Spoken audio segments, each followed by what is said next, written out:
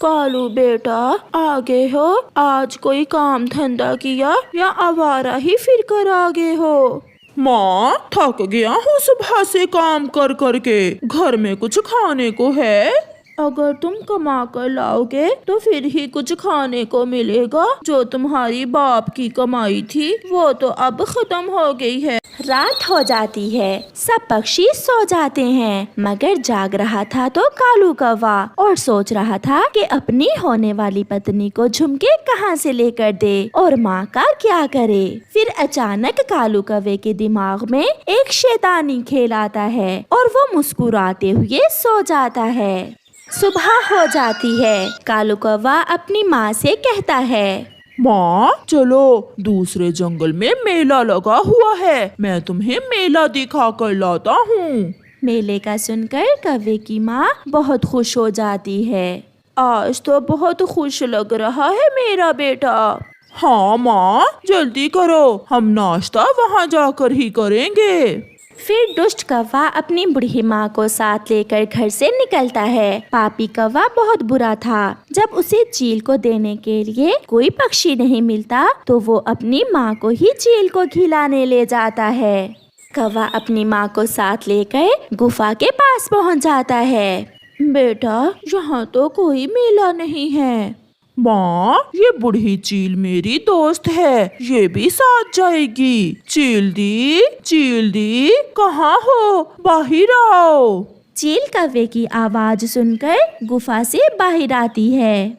चील दी, आप जल्दी से मुझे 500 रुपए दें, मैं मेले की टिकट लेकर आता हूँ और फिर साथ में मेला देखने जाते हैं। साथ ही साथ कौवा चील को आंख से संकेत देता है। चील भी कौवे की बात समझ जाती है और कौवे को 500 रुपए दे देती है। मैं अभी मेले की टिकट लेकर आता हूँ। कौवा 500 रुपए लेकर वहाँ से चला जाता है। बूढ़ी चील गौर से कालू की माँ की तरफ देखती है।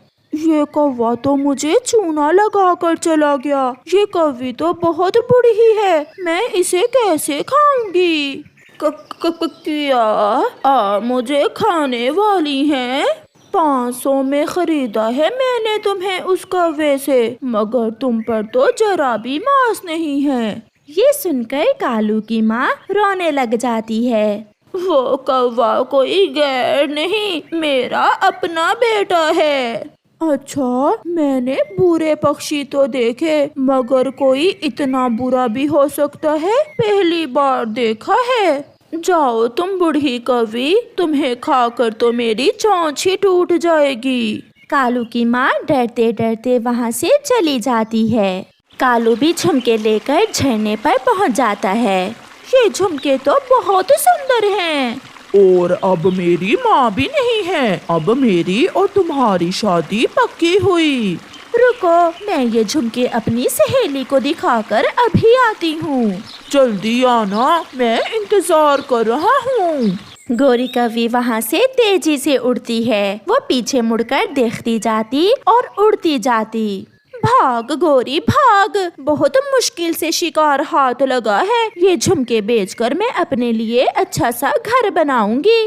वो कौवी दूर चली जाती है। कालू कौवा शाम तक बैठकर उसका इंतजार करता है और जब अंधेरा भरने लगता है तो कालू कौवा रोने लग जाता है। मैंने माँ भी चील को दे दी और वो कौवी झुमके लेकर भी भाग गई। बहुत बुरा किया तुमने मेरे साथ गौरी, बहुत बुरा किया।